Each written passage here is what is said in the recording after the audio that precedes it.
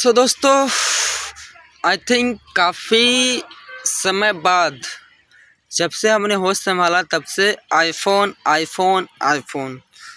But अभी जो सोच मेरी बन रही है फ़िलहाल अकॉर्डिंग टू द वर्क, मतलब उस फ़ोन से हमें करना क्या है।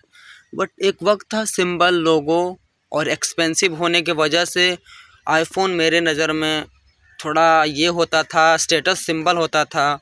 बट अभी का जो सिनेरियो मेरे लाइफ में चल रहा है, हमें उसकी नीड है, नॉट जस्ट वांट। हमें उस फ़ोन की ज़रूरत है। बट मैं काफ़ी टाइम से फ़ोन्स को रिसर्च कर रहा हूँ, जहाँ पे मेरे पास आई थिंक 45 से 50 के बजट में बन रहा है, जहाँ पे अभी के हिसाब से जितने भी फ़ोन्स हैं वो सब बेटी चोद।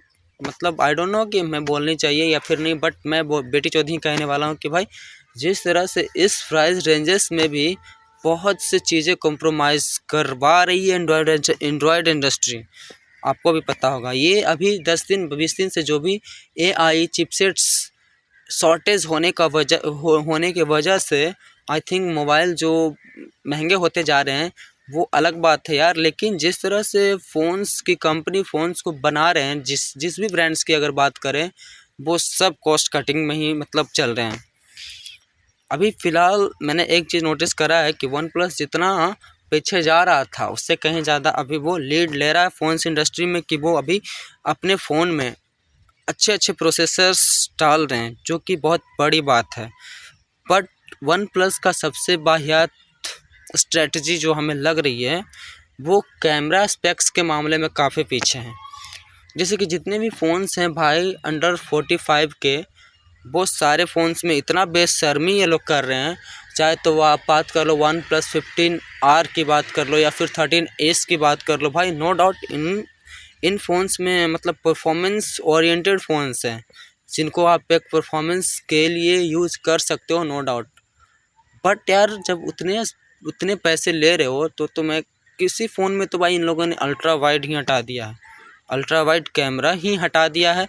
और किसी फ़ोन में तो भाई अल्ट्रा वाइड दिया है बट जस्ट 8 मेगापिक्सल्स। हाँ, वन प्लस कुछ अलग करने का कोशिश कर रहा है कि वो प्रोसेसर्स में कोई कमी नहीं छोड़ रहा है। बट भाई तुम 10,000 5,000 और ले लेते और कैमरा वाइज अच्छे स्पेक्स डाल देते तो तुम्हारी क्या जाती।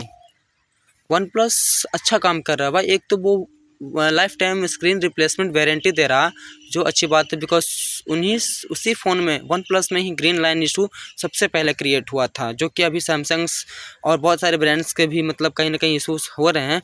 बट वन प्लस इसमें बहुत माहिर है, इसलिए वन प्लस ने कोई भी फ़ोन लॉन्च करा है तो प्रॉमिस करके ही करा है कि हम आपकी स्क्रीन रिप्लेसमेंट लाइफ टाइम करेंगे अगर ग्रीन लाइन इशू होते हैं तो भाई इस हिसाब से तो कस्टमर्स बेफिक्र है कि चलो भाई वन प्लस का ये सबसे बड़ा पुराना और सबसे बड़ा जटिल समस्या सॉल्व हो गया कि कम से कम इनका फ़ोन्स में ग्रीन लाइन आएंगे तो screen replacement free of cost हो जाएंगे, जो कि अच्छी बात है। बट ये लोग बैटरी और प्रोसेसर के मामले में और फ़ोन्स के हिसाब से काफ़ी अच्छे हैं, बट थोड़ा सा बजट और बढ़ा के 2,000 4,000, हालांकि इनके फ़ोन्स ऑलरेडी एक्सपेंसिव हैं, नो डाउट फ़ोन्स एक्सपेंसिव है। जैसे कि OnePlus 15R 47-48 के अप्रॉक्स मिल रहे हैं, 13S उसी हिसाब से 45 के 46 के में मिल रहे हैं। बट ये लोग कैमरा में काफ़ी कॉम्प्रोमाइज़ कर रहे हैं भाई। ये लोग अल्ट्रा वाइड तक नहीं ढंग के प्रोवाइड करवा पा रहे हैं, और दूसरी बात रही तो भाई टेलीफोटो लेंस तो बात ही मत करो। पर जो भी हो, मैं इन सारे चीज़ों को नज़रअंदाज करते हुए और नज़र में रखते हुए आई डिसाइडेड कि मैं 16 भी नहीं लेने वाला हूँ because of 60 hertz. But 16 hertz, हाँ एक चीज़ मैं और कहना भूल गया भाई कि जिस प्राइस रेंज में अगर हमें बेस वेरिएंट 128GB 16 मिल रहे हैं लाइक 64,000, तो भाई अप्रोक्स अगर हम 256GB लेने जाएं तो 74K के आसपास जा रहे हैं, और अभी के हिसाब से 128GB बहुत कम है भाई। If you are a content creator then बहुत कम है। सो मैंने सोचा कि अगर मैं 256GB के लिए 74 पे कर सकता हूँ तो वाई नॉट कि आईफोन 17 जिसका बेस वेरिएंट ही 256 GB है और 120 हर्ट्स रिफ्रेश रेट और बहुत सी चीज़, जाहिर सी बात है कि वन स्टेप अपग्रेडेड है 16 से 17, तो बहुत सी चीज़ें इससे बेहतर होंगी। हालांकि मैंने बहुत से न्यूज़ेस में देखे हैं जिनके बाद इनमें ग्लिचेस भी हैं, बग्स भी आ रहे हैं, जो कि 17 का सबसे बड़ा ये भी जो एक्सेप्टेबल नहीं है। iOS में इस तरह की चीज़ें होना एक्सेप्टेबल नहीं है। हालांकि कुछ अपडेट्स आने के बाद शायद 17 में बहुत सी चीज़ें सुधार में आ जाए, जो कि मतलब माइनर से इश्यूज हैं जो कि आई थिंक अपडेट के बाद सॉल्व हो जाएंगे। और भाई कैमरा में भाई इन्होंने फ्रंट में जो अल्ट्रा वाइड डाल दिया है, डबल व्यू वीडियो डाल दिया है और 120 हर्ट्स रिफ्रेश रेट और 40 वाट वायर चार्जर, वो काफ़ी मतलब एक्सेप्टेबल है भाई। अच्छे खासे अपग्रेड्स हैं। नॉन प्रो और प्रो मॉडल में बस इतना ही डिफरेंस है, लाइक वन टेलीफोटो लेंसेज का, बाकी और सब कुछ सेम है। इसलिए भाई 16 प्रो 17 प्रो सब छोड़ो, जस्ट गो फॉर 17।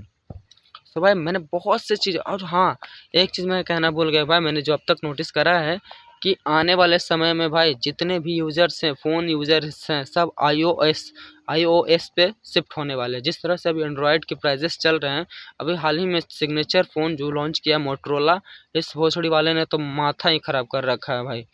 हर महीने में 2-4 फ़ोन लॉन्च कर देते हैं, लेकिन अपडेट करने के मामले में माँ बहन इसकी एक हो जाती है। सर्विस सेंटर के मामले में माँ बहन एक हो जाती है। तो भाई इतने पैसे 60,000 तुम इन्वेस्ट करो तो why don't you try iOS, जिसके हार्डवेयर स्पेक्स, सॉफ्टवेयर स्पेक्स सब कुछ सही होते हैं।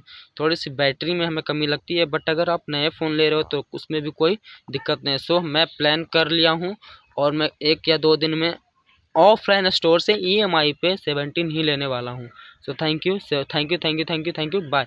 और मैं 17 ले तो रहा हूँ, बट नो ये मत समझना या फिर ये मत सोचना कि मैं इसका ब्रांड वैल्यू, स्टेटस सिंबल या फिर शो ऑफ के लिए नहीं, मुझे कंटेंट क्रिएशन के लिए लेना है। और इस वजह से मैं बहुत से फ़ोन्स को ट्राई करा, सोचा, प्लान करा, बट सब बेकार निकले। सो मैं जा रहा हूँ 17 के लिए। So thank you bye.